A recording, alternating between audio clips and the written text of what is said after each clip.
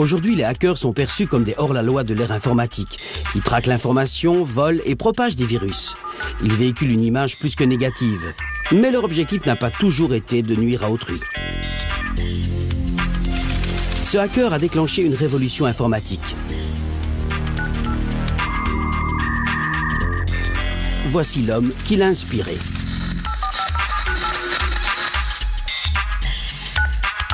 Et là, le hacker qui a suivi leurs traces et en a payé le prix.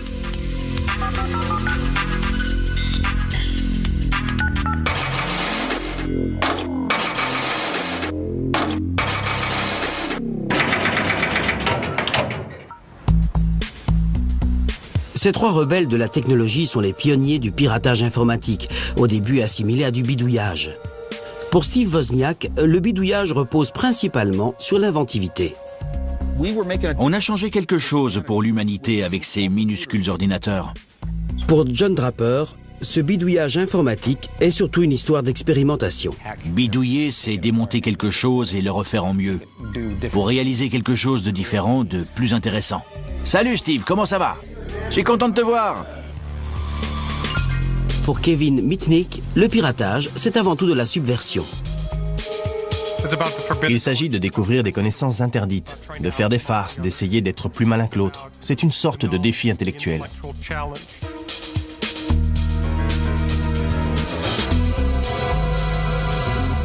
Le terme hacker a deux significations en fait. Avant, ça voulait dire bidouiller des ordinateurs. C'était des gars qui passaient la nuit sur n'importe quelle machine qu'ils arrivaient à emprunter en essayant de mettre au point le programme parfait.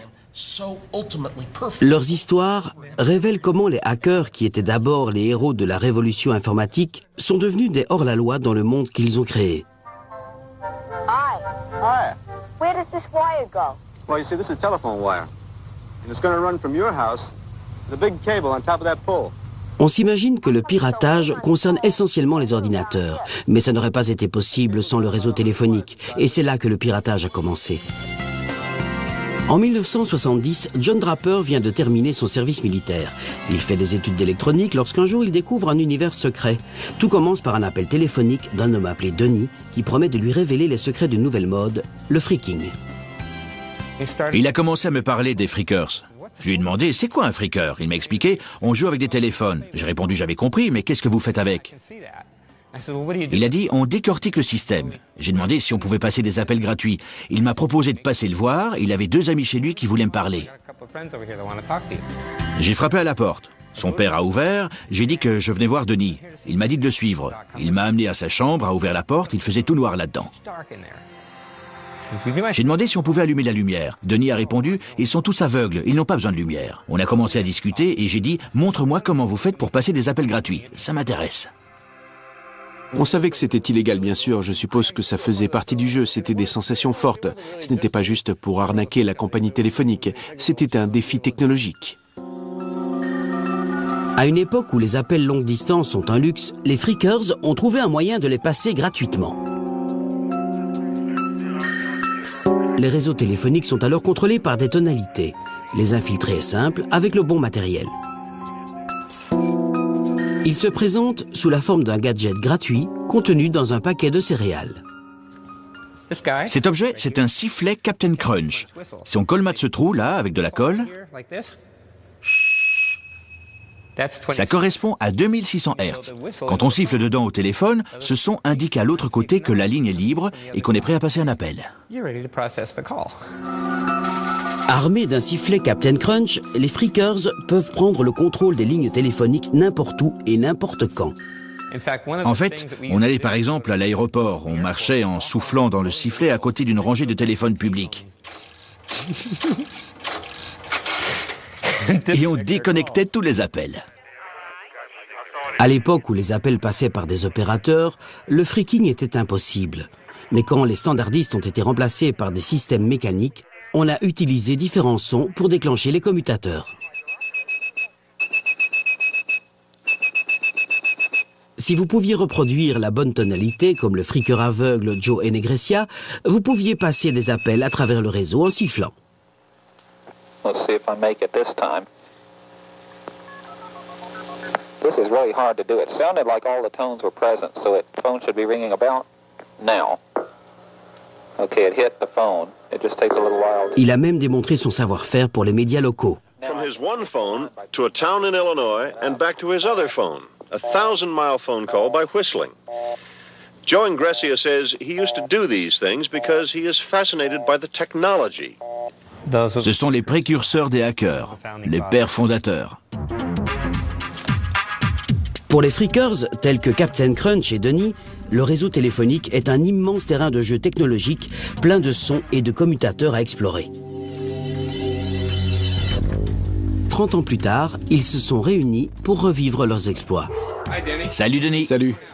Allez, sors, ça fait longtemps qu'on s'est pas vu. Comment ça va, John? Quoi de neuf? Denis, si on allait s'échauffer un peu, faut que je teste mon nouveau boîtier. La règle d'or était de ne jamais pirater le réseau téléphonique de chez soi. Sinon, la compagnie de téléphone pouvait vous localiser. À l'époque où je traînais avec Denis, on montait dans un van et on roulait au hasard pour essayer de trouver le coin le plus isolé possible. On se planquait là, dans une cabine téléphonique, et on piratait la ligne.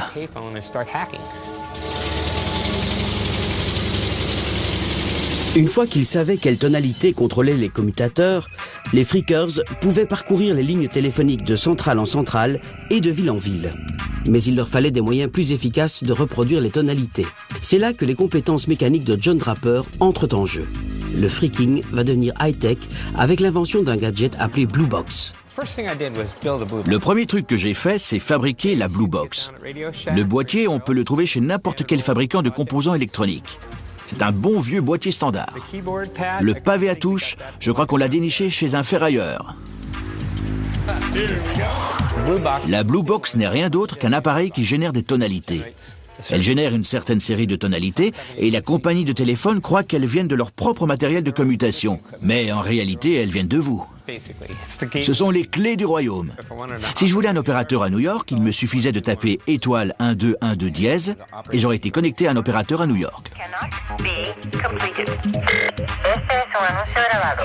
Équipés d'une Blue Box, les freakers passent des appels dans le monde entier. Souvent rien que pour le plaisir d'entendre un message enregistré dans une langue étrangère. Ça me sidérait de voir que la compagnie de téléphone ait pu concevoir un système aussi simpliste. J'avais du mal à croire que ça puisse être si facile de l'infiltrer. KP182 dièse. Les schémas des numéros étaient vraiment curieux. Les données de la compagnie sont classées par niveau et je me suis infiltré dans les plus élevés. J'ai eu accès à des informations capitales. La technologie de la Blue Box est le Big Bang du freaking. Le réseau illégal s'étend et très vite, les freakers tiennent des réunions secrètes sur des lignes de conférence à l'intérieur du système. La plupart des gens parlaient de téléphone.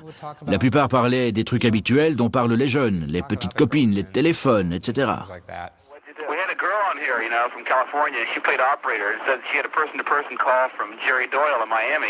Ces conférences à l'époque, c'était un peu comme les chatrooms aujourd'hui.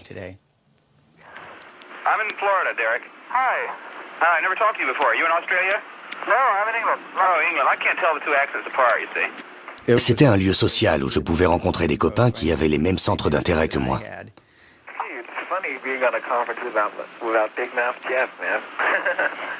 C'était un peu comme une société secrète.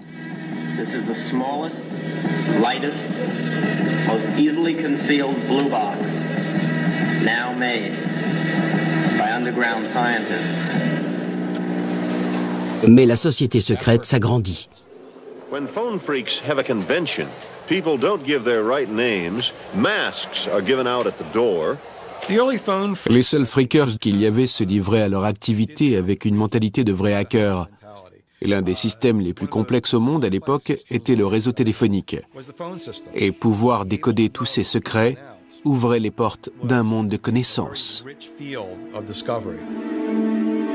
There was a guy that called himself around the world, from the one payphone, around the world with a payphone beside him. He's like, hello, and there's a lag, and hello, how are you? I'm fine, you know? Et les freakers n'apprennent pas seulement à manipuler des commutateurs mécaniques. Ils développent aussi le don de manipuler les employés des compagnies de téléphone, un art qu'ils appellent l'ingénierie sociale. Dans l'aspect du freaking, qu'est l'ingénierie sociale, c'est Denis l'expert. Il s'agit simplement d'entrer en contact avec des employés d'une compagnie de téléphone en leur faisant croire qu'on travaille pour elle aussi.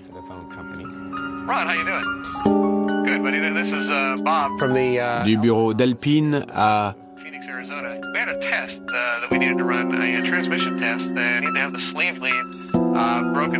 du raccord, puis remettre le raccord en place. Il pouvait appeler la salle de commutateur et dire « Bonjour, ici Fresno. On a une erreur de traduction sur votre joncteur, là.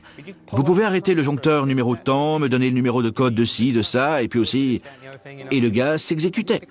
Quand les compagnies de téléphone se rendent compte de l'intrusion, elles décident tout de suite de sévir. Un certain nombre d'entre nous ont reçu plusieurs avertissements des agents spécialisés de la compagnie de téléphone, des gens qui travaillaient pour la sécurité. Les conférences des Freakers regorgent bientôt d'histoires sur des enquêtes menées par les agents des compagnies de téléphone. En particulier, le célèbre Monsieur Duffy.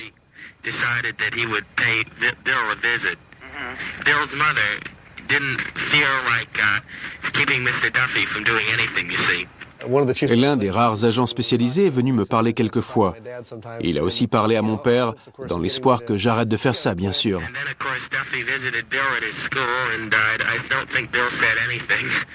On arrêtait pendant un certain temps et puis ça repartait.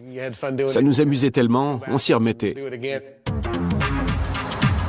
Monsieur Duffy va bientôt être détrôné par une menace bien plus grande, l'exposition médiatique nationale due à un journaliste de New York, Ron Rosenbaum.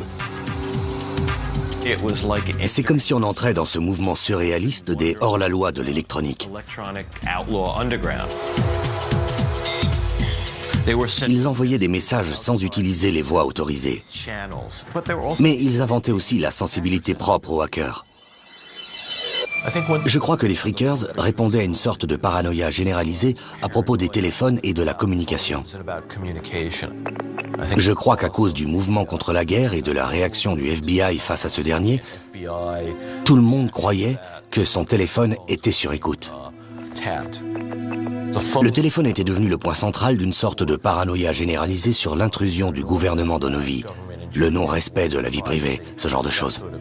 Rosenbaum réussit à localiser Denis et Joe Negressia, mais Captain Crunch reste insaisissable. Captain Crunch est l'un des grands personnages américains, un fantasme de super-héros de chez nous. Tous ceux qui avaient été interrogés par Ron Rosenbaum ont parlé de Captain Crunch. Alors je l'ai appelé et j'ai dit « Écoutez, on préférait que vous ne publiez pas cet article, parce que ce n'est vraiment pas une bonne idée. » Captain Crunch était très inquiet. Il me répétait « Quoi que vous fassiez, je ne veux pas que ces informations tombent aux mains de l'underground radical. » Il pensait que ça pourrait paralyser le réseau téléphonique américain et peut-être provoquer la capitulation des États-Unis devant l'Union soviétique sur le plan nucléaire. En octobre 1971, l'article de Ron Rosenbaum sur les Freakers paraît dans un célèbre magazine américain. Je suis allé à la bibliothèque, j'ai lu l'article et je n'arrivais pas à y croire. Ça révélait tellement de choses, ça me semblait tellement irréel. J'ai tout de suite compris que le freaking tel que je le connaissais, c'était terminé.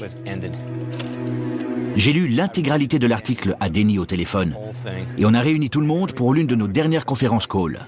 J'ai lu l'article à tout le monde parce qu'il n'y avait pas forcément accès et ils avaient du mal à y croire. Je leur ai dit, vous avez vraiment fait n'importe quoi. Vous n'auriez jamais dû laisser ce gars vous parler. Vous n'auriez pas dû lui donner toutes ces informations. Après la parution de l'article dans le magazine, tout le monde veut utiliser le freaking.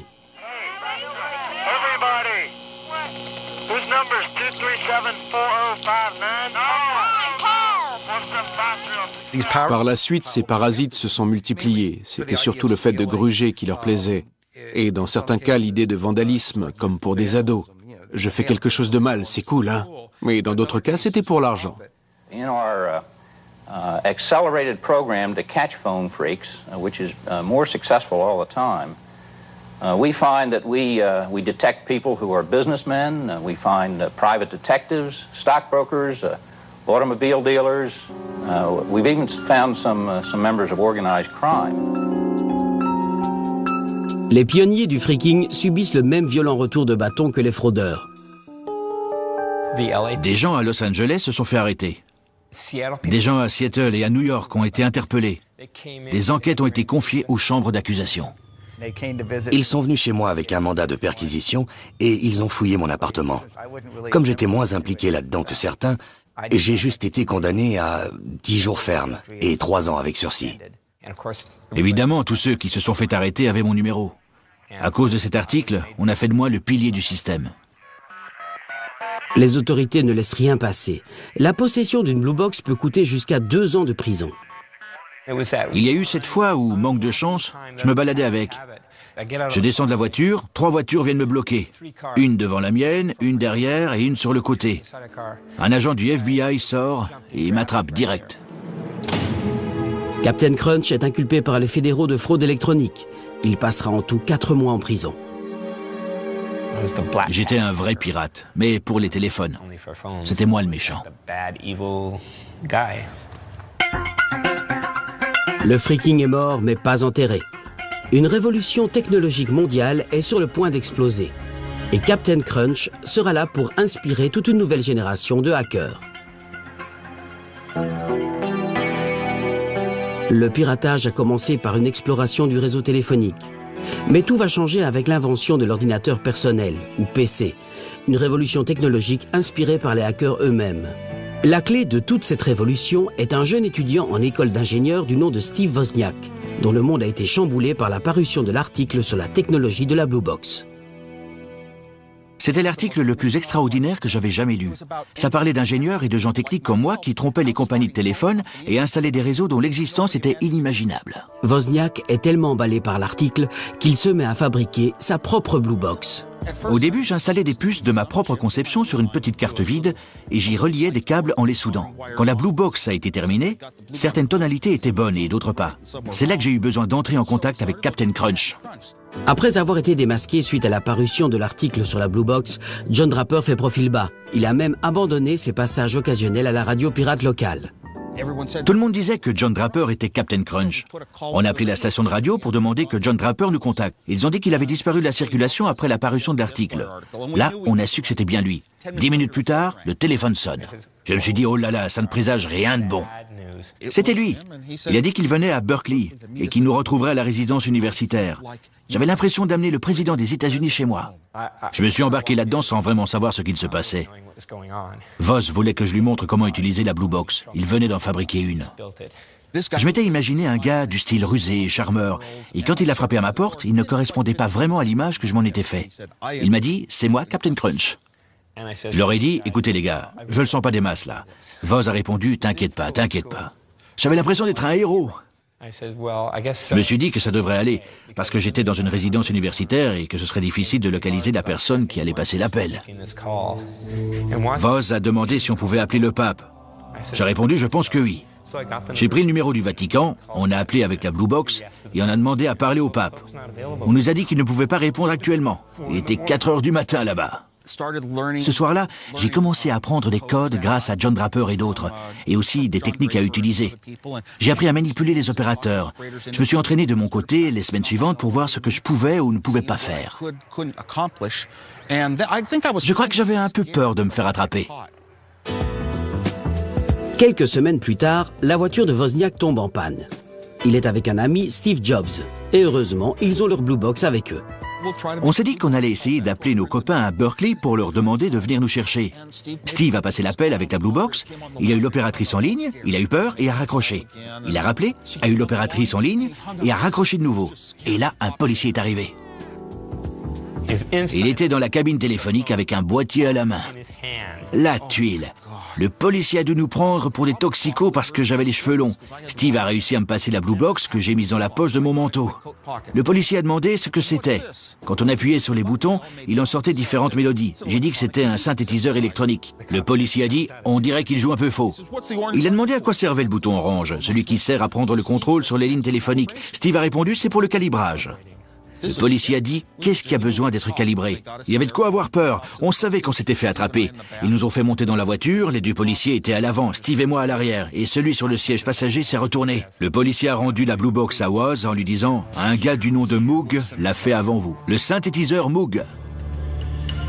Tandis que Steve Wozniak et Captain Crunch jouent avec des téléphones, les grands des sociétés de Silicon Valley font des progrès remarquables dans la technologie informatique.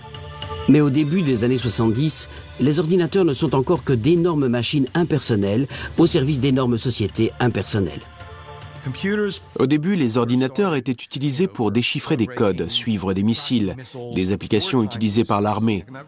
C'est véritablement l'origine de l'ordinateur moderne. Puis on est passé aux grosses applications plus complexes de bases de données pour les entreprises.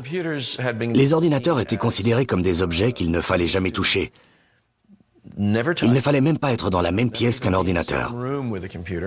Il fallait garder ses distances tout en ayant beaucoup de respect pour ceux qui savaient s'en servir.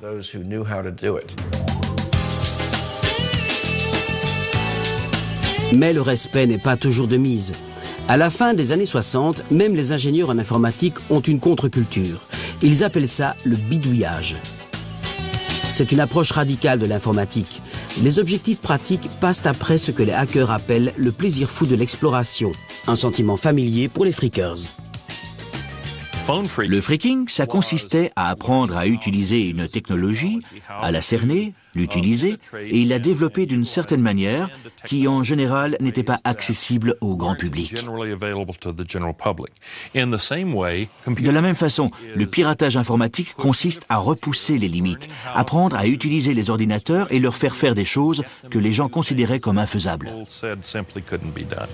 Pour se faire plaisir, les hackers doivent mettre la main sur des ordinateurs, ce qui à l'époque est plus facile à dire qu'à faire. Ma première année d'université, j'avais dit à mon père, un jour j'aurai un ordinateur Nova de 4 kilooctets. Il a répondu, Steve, c'est le prix d'une maison. J'ai dit, je vivrai en appartement, mais un jour j'aurai un ordinateur.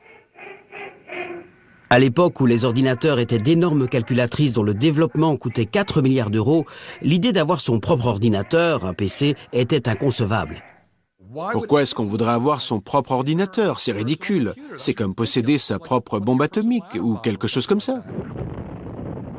La bombe arrive sous la forme d'une nouvelle machine, l'Altair 8800.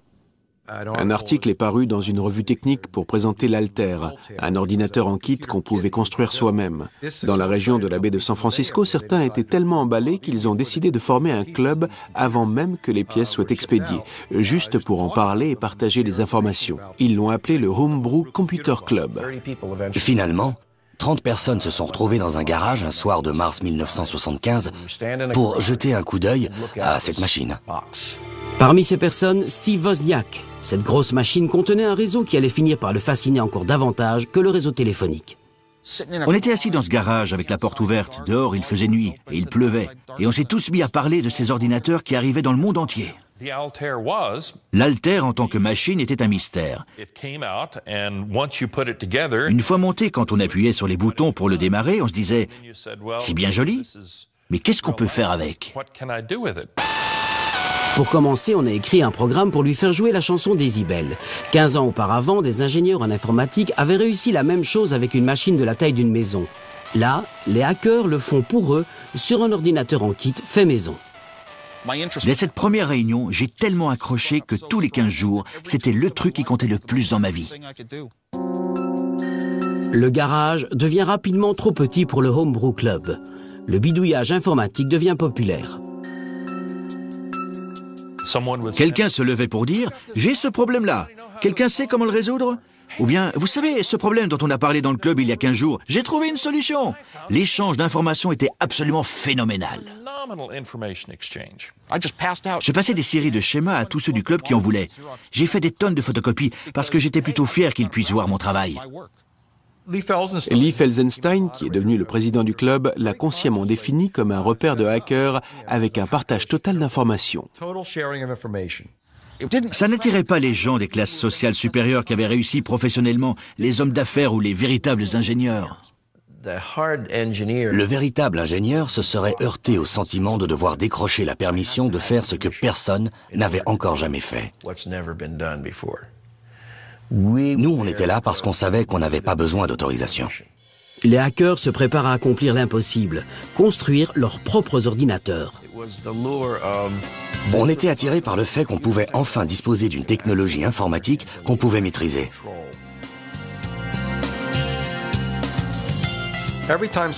Chaque fois que quelqu'un a amené un ordinateur au club, immédiatement les gens se ruaient dessus pour le démonter pour voir comment ça marchait. Ils harcelaient le concepteur avec des tonnes de questions. Comment ça marche? Pourquoi cette broche est reliée à celle-là? C'est quoi comme type de bus? Poussés par leur fascination pour l'exploration de la technologie, les hackers ne s'intéressent pas vraiment à ce que peuvent réellement accomplir leurs ordinateurs. Personne n'avait de raison concrète de vouloir posséder un PC. Certains inventaient des prétextes, du style faire ses comptes, compiler des recettes de cuisine, gérer des appareils dans la maison. Mais personne ne faisait jamais ça. C'est la culpabilité liée aux fonctions. Est-ce qu'on demande à quelqu'un « Qu'est-ce que tu peux faire avec ton train électrique ?» Non. On joue avec, on s'amuse. C'est marrant de regarder le mécanisme, d'expérimenter des trucs. Mais l'expérimentation a entraîné de réelles avancées. J'ai commencé à réfléchir et j'ai trouvé une petite combine plutôt futée. Si je prenais juste un bit de données et que j'effectuais un décalage circulaire, et si je réussissais à conserver un rythme régulier, l'affichage se ferait sous forme de couleurs sur un écran télé. Je suis convaincu que tous les éléments vraiment importants qu'on a aujourd'hui sur nos ordinateurs ont pour origine les hackers. Les membres du Homebrew Club font faire des choses incroyables aux ordinateurs. Ils leur font jouer de la musique, ils créent des jeux, des graphismes et des programmes de dessin. Au Homebrew Club, c'est l'apogée du bidouillage. Steve Wozniak travaille à sa création jour et nuit dans son garage, un ordinateur parfait. Je crois que Woz peut être considéré comme le plus grand hacker de tous les temps. Il pouvait concevoir le matériel, concevoir les logiciels à partir d'une feuille de papier et d'un crayon, et les faire fonctionner. Si quelqu'un regardait mes circuits, il commençait à se dire « Ce gars ne conçoit pas d'éléments simples comme on nous l'apprend. » Il voyait des choses que les autres ne voient pas et reliait des choses entre elles là où les autres ne pouvaient pas. Ce que j'aime chez les hackers, c'est qu'ils ont une façon différente, peut-être plus efficace, d'appréhender le monde pour faire ce genre de lien. Les hackers font des expériences avec tout le matériel ou les logiciels sur lesquels ils peuvent mettre la main, même si ce n'est pas à eux. Mais tout le monde n'a pas l'esprit partageur. En 1976, le Homebrew Club reçoit une lettre virulente d'un autre pionnier de l'informatique.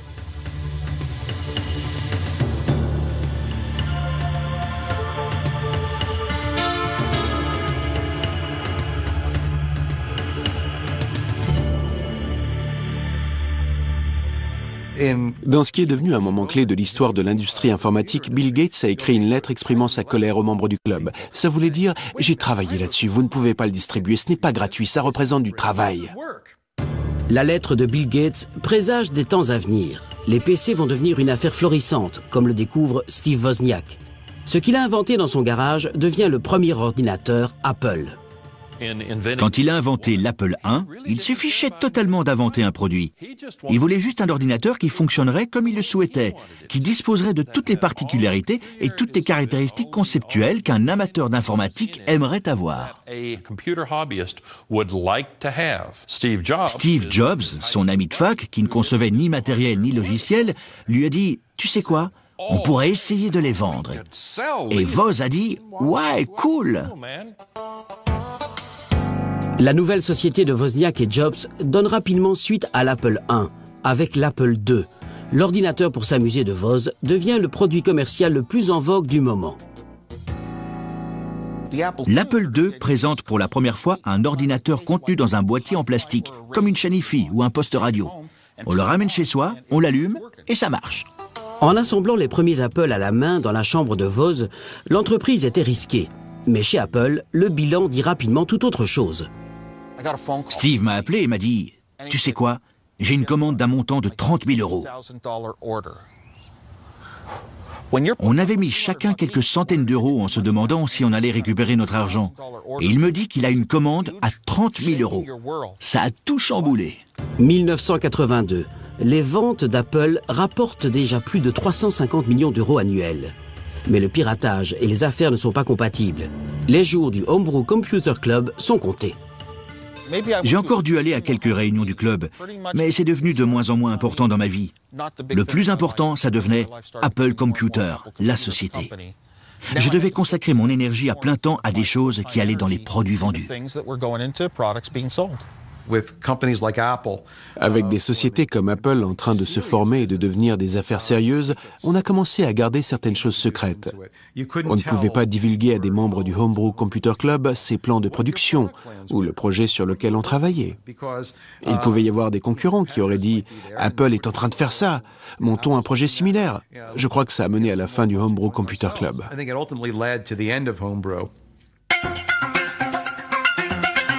Le Homebrew Computer Club se réunit une dernière fois en 1986. Il laisse derrière lui non seulement Apple, mais 23 autres sociétés informatiques fondées par ses membres. Les hackers peuvent prétendre avoir créé le monde moderne, mais c'est un monde dans lequel ils ne seront plus les bienvenus.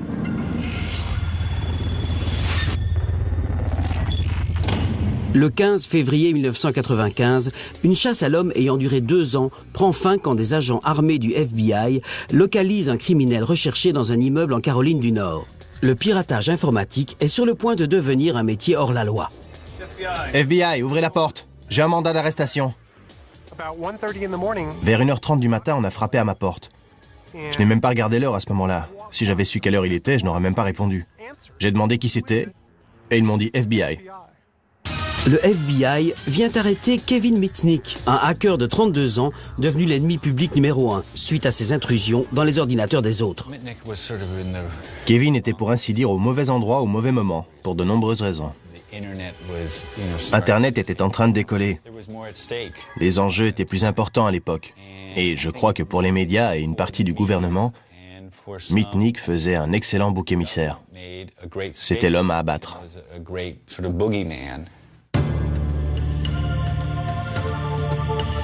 20 ans avant l'arrestation de Mitnick, les hackers avaient enclenché la révolution informatique. Les membres du Homebrew Computer Club avaient arraché le contrôle des ordinateurs aux grandes sociétés et en avaient fait profiter Monsieur Tout-le-Monde. Kevin Mitnick est un produit de cette révolution. Quand j'étais au lycée, tout le monde ne pensait qu'à faire la fête, fumer des joints, boire. Moi, c'était pas mon truc. Je ne sortais pas beaucoup. Je sais pas trop pourquoi. J'avais des hobbies qui étaient plutôt solitaires. Pour la génération de Mitnick, il y a un nouveau terrain de jeu électronique à explorer. Les grandes sociétés et les agences gouvernementales commencent à relier leurs ordinateurs. Le réseau téléphonique offre une voie détournée pour accéder à ces réseaux attrayants. C'était comme si le réseau représentait l'univers, comme dans Star Trek. Il s'agissait d'aller là où personne n'était encore jamais allé. Le réseau informatique, le réseau téléphonique, aller là où aucun hacker n'était encore allé. Il ne possédait pas son propre ordinateur. Il s'est mis au piratage dans des magasins d'électronique.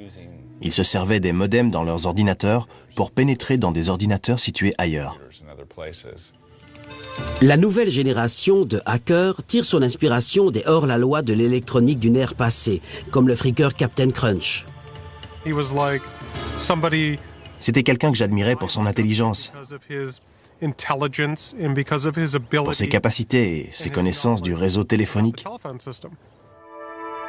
Comme les phreakers, Mitnick déploie différentes compétences pour accomplir ses opérations de piratage. Tout aussi important que le savoir-faire technique, l'ingénierie sociale, autrement dit la capacité de soutirer des informations par la ruse à des employés ne se doutant de rien. Mais Mitnick va aller encore plus loin. À 17 ans, avec des amis, il réussit à bluffer le gardien pour entrer dans le central d'un opérateur téléphonique et voler d'importants manuels techniques. C'était comme se retrouver dans un magasin de bonbons. On voulait lire tous les manuels pour comprendre comment marchait ce système. Le délit lui vaudra une première condamnation de 3 mois de prison ferme et 1 an avec sursis. La compagnie de téléphone était contrariée parce que quelqu'un avait eu le culot de faire ça en déjouant leurs procédures de sécurité, qui se sont révélées inefficaces. L'arrestation de Mitnick annonce la tendance pour l'avenir. Kevin a continué à avoir des ennuis. Il possédait cette capacité vraiment remarquable à se faire arrêter en permanence. Mitnick n'est pas le seul à avoir des ennuis.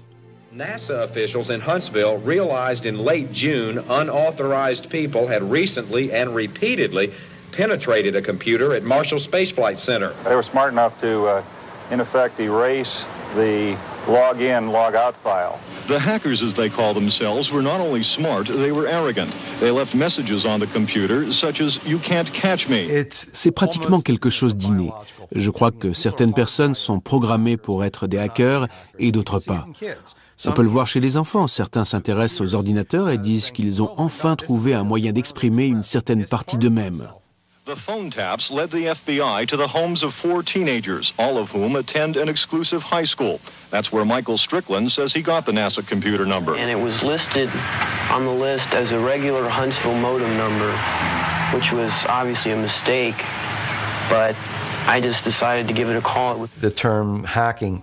L'expression piratage informatique a commencé à subir l'influence négative de gens qui ne possédaient pas l'esprit hacker et procédaient à des intrusions. Comme ces adolescents qui réussissaient à voler des mots de passe ou à exploiter les failles du système pour s'introduire dans d'autres ordinateurs. Mais c'est un film à Hollywood qui va transformer l'irritation en panique. Tout d'un coup, il y a eu ce film qui est devenu numéro 1 du box-office, War Games. Il faisait l'éloge de la capacité à utiliser les ordinateurs à pénétrer dans ces systèmes très puissants, allant presque jusqu'à déclencher une troisième guerre mondiale. Le mot hacker a immédiatement pris une nouvelle signification. Un hacker, c'était désormais un adolescent boutonneux qui était suffisamment calé pour s'attaquer au réseau informatique d'une énorme organisation militaire. Ce qui était excitant, c'était de se trouver à un endroit où on n'aurait pas dû être en essayant de ne pas se faire repérer. Il s'agit de découvrir des connaissances interdites, de tendre des pièges, de se montrer plus malin que l'autre. C'est une sorte de défi intellectuel. Il s'agit de contourner certaines mesures de sécurité informatique. Et c'est aussi une fuite en quelque sorte. Tandis que le réseau informatique s'étend, la passion de Mitnick pour l'exploration s'accroît. Il en vient même à délaisser sa femme et à prendre une chambre dans un hôtel pour se livrer au piratage 24 heures sur 24, 7 jours sur 7. Après l'apparition d'Internet, le domaine à explorer n'a plus de limites. À l'époque, Internet était difficile à sécuriser parce que le réseau était vraiment conçu pour faire circuler toutes ces informations sans aucune entrave. Il était bâti sur des principes ouverts. On ne pouvait pas posséder les IP, protocoles Internet sur lesquels était basé le réseau, donc tout le monde pouvait les utiliser. Mais les temps changent vite. Le piratage n'en est plus à ses balbutiements. Internet se prépare à devenir un outil professionnel. Les hackers ne sont plus les bienvenus. À la fin des années 70 et au début des années 80, on encourageait le piratage. C'était le truc cool à faire. On ne considérait pas ça comme un crime, mais comme un hobby sympa consistant à faire des farces. La société changeait autour de moi, mais j'étais tellement obnubilé par le freaking et le piratage informatique, en vrai passionné, que j'ai complètement zappé le fait que la société autour de moi était en train d'évoluer. Les exploits de hackers comme Mitnick deviennent un problème pour les forces de l'ordre. Les choses ont changé. Ce n'est plus le monde du Homebrew Computer Club. Le piratage informatique devient la préoccupation du FBI. Et la cybercriminalité commençait à occuper le devant de la scène. Les ordinateurs reliés à Internet s'étant généralisés, nous recevions un nombre de plaintes bien plus important. C'est un nouveau genre de criminalité. Ici, pas de vitres cassées ou de voitures volées et les coupables ne laissent pas d'empreintes. Il fallait réussir à suivre non seulement la nouvelle technologie, mais aussi les techniques novatrices des auteurs des faits. Mitnick ne se laisse pas intimider et choisit des cibles toujours plus influentes. En 1988, il pirate le réseau d'un géant des sociétés informatiques et copie des détails d'un logiciel top secret. Très vite, le FBI est à ses trousses. Nous avons ouvert une enquête sur le vol d'un logiciel de développement de systèmes d'exploitation dont Mitnick a réussi à s'emparer. Il a été arrêté en 1988, appelé des coupables l'année suivante et par conséquent a été condamné à une peine de réclusion dans une prison fédérale. La société informatique concernée affirme que le hacker du côté obscur a provoqué des dégâts d'une valeur de 3,5 millions d'euros. Durant son procès, Mitnick se rend compte à quel point le monde a peur des hackers. Le procureur fédéral est entré dans le tribunal et a dit à un magistrat fédéral que si M. Mitnick s'approchait d'un téléphone dans la prison pouvant être utilisé par les détenus pour passer des appels en PCV, il pourrait déclencher une guerre nucléaire. Assis dans le tribunal, je me demandais si le juge pouvait être stupide à ce point-là.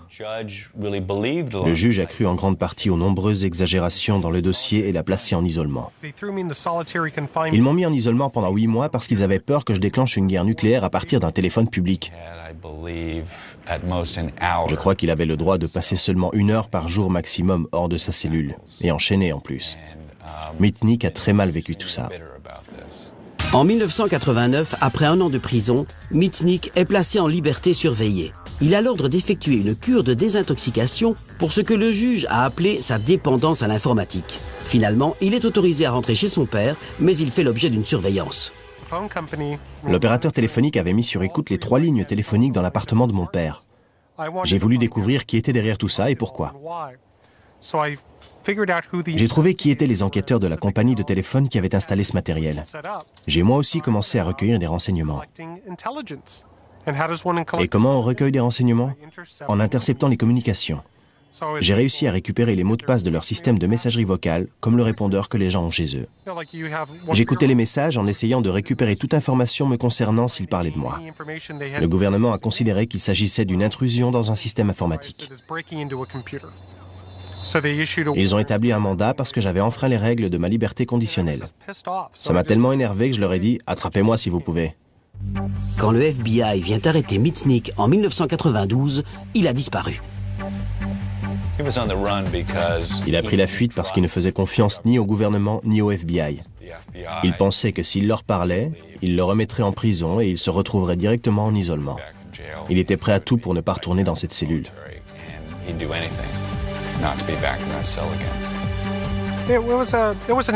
Ça a été une véritable aventure. J'ai débarqué dans une autre ville. Je suis d'abord allé à l'hôtel. Après, je me suis trouvé un appartement. J'ai trouvé un emploi dans un cabinet d'avocat et j'ai recommencé à zéro. Bien sûr, il a fallu me construire un passé. Je l'ai fait moi-même en me construisant de fausses références, une fausse identité, pour pouvoir subvenir à mes besoins. En fait, j'ai téléchargé toutes les coordonnées de ceux qui avaient obtenu un diplôme en informatique, et puis j'ai cherché un nom qui me plaisait. Et là, j'ai vu ce nom, Eric Weiss. Je savais que c'était le véritable nom du célèbre prestidigitateur Harry Houdini. J'ai travaillé dans un cabinet d'avocats de Denver pendant un peu plus d'1 an sous le nom d'Eric Weiss. Et ce qui a causé ma perte, c'est que j'ai pu continuer à m'adonner à mon hobby, le hacking. Mitnick pouvait s'introduire dans un système en appelant des gens de son portable pendant qu'il rentrait chez lui à pied. Il obtenait des informations auprès de directeurs, de secrétaires et même de cadres en les manipulant. Kevin s'attaquait systématiquement aux ordinateurs de quelques-uns des plus grands fabricants de téléphonie portable au monde pour leur voler leur code source. Mitnick pirate désormais dans un but, garder un peu d'avance sur la police. En piratant des sociétés de téléphonie mobile et en copiant les codes sources de leur téléphone, il peut passer des appels impossibles à localiser. Il a réussi à nous échapper parce qu'il connaissait suffisamment bien les réseaux téléphoniques et informatiques pour savoir ce qu'on pouvait découvrir sur ce qu'il faisait et combien de temps ça nous prendrait. Il a vraiment bien exploité les systèmes. Il n'a jamais eu d'idéal, de réel objectif autre que celui de continuer à pirater et de conserver son avance sur le FBI.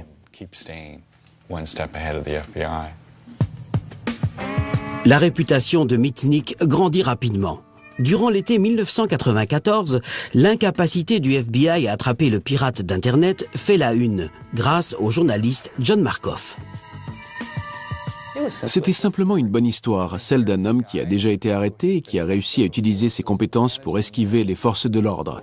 C'est une histoire intéressante. Il a créé le mythe Kevin Mitnick, le gangster du cyberespace. Je crois qu'il y a eu plus de 60 allégations de sources inconnues présentées comme véridiques. J'aurais piraté le système du commandement de la défense aérospatiale de l'Amérique du Nord, créé de faux communiqués dans une grande banque ou mis le FBI sur écoute. Le portrait de Mitnick, dressé par Markoff, exploite les peurs grandissantes des entreprises et du grand public qui commencent tout juste à s'habituer à l'idée d'une vie en ligne. C'était l'époque où l'on parlait beaucoup d'Internet. Le web faisait son apparition et les gens disaient « Je peux me servir de ça dans ma vie quotidienne et ma vie professionnelle ». Et si je dois m'en servir dans mon métier, il faut être certain que c'est bien sécurisé. Lorsqu'il s'agit de millions d'euros, les informations sur les clients ou la société ne doivent pas être accessibles à tout le monde sur Internet. Il faut s'assurer que seules les personnes autorisées vont en prendre connaissance.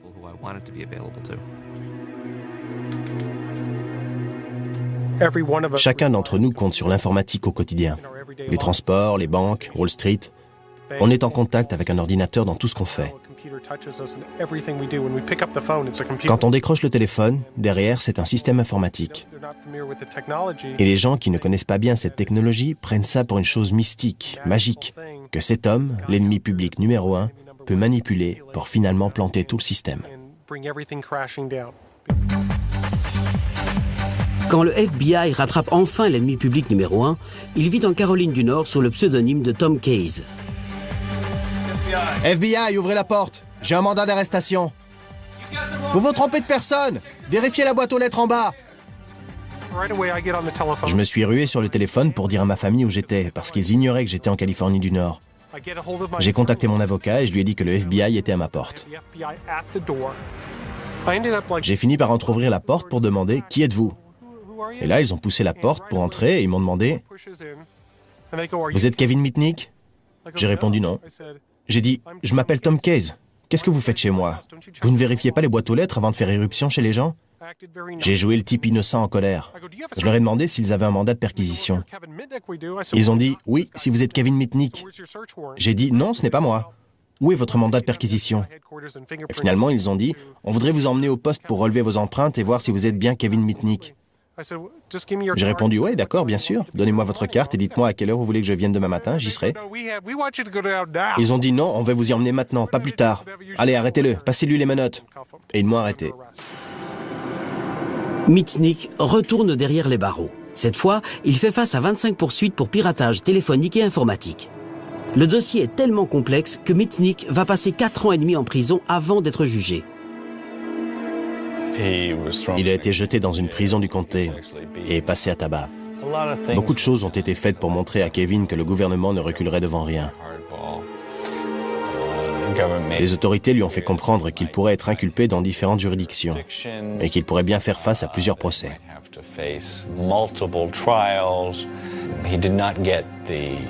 Il s'est écoulé beaucoup de temps avant qu'on puisse rassembler les preuves nécessaires contre lui. Le seul procès que Kevin Mitnick, c'était dans les journaux et les médias. Mitnick est accusé d'avoir volé pour 65 millions d'euros de logiciels aux sociétés qu'il a piratés. Pour sa défense, il revendique l'éthique des hackers. La copie de logiciel, ce n'est pas du vol. Pour commettre un piratage informatique ou électronique, il faut priver quelqu'un de son argent ou de son bien. L'argent, il n'en était pas question dans mon cas. Quant au bien, depuis quand est-ce qu'on prive quelqu'un de son bien en faisant une copie? Est-ce qu'on l'en prive vraiment? C'est pas très clair. Le gouvernement n'a jamais déclaré et il n'a jamais été prouvé que j'avais l'intention d'utiliser ou de révéler ces informations. Les informations même, c'était ça mon trophée, la preuve du piratage. Mitnick est peut-être un héros populaire pour les hackers, mais d'autres ne voient pas les choses sous cet angle. Je crois que les règles du jeu avaient radicalement changé, tout comme le genre de justification morale qu'on pouvait donner au piratage. Dans un sens, cet esprit correspondait vraiment bien à un monde passé, et je crois que ce n'est plus possible de justifier ça de la même façon aujourd'hui. En 1999, Mitnick est condamné à 5 ans d'emprisonnement. Il a déjà purgé la plus grande partie de sa peine dans l'attente de son procès. C'est une peine plus sévère que celle purgée par de nombreux meurtriers. Mitnick sera placé en liberté surveillée au début de l'année 2000. Les conditions de ma liberté surveillée sont tellement strictes que si je touchais cet ordinateur, je serais probablement renvoyé dans une prison fédérale.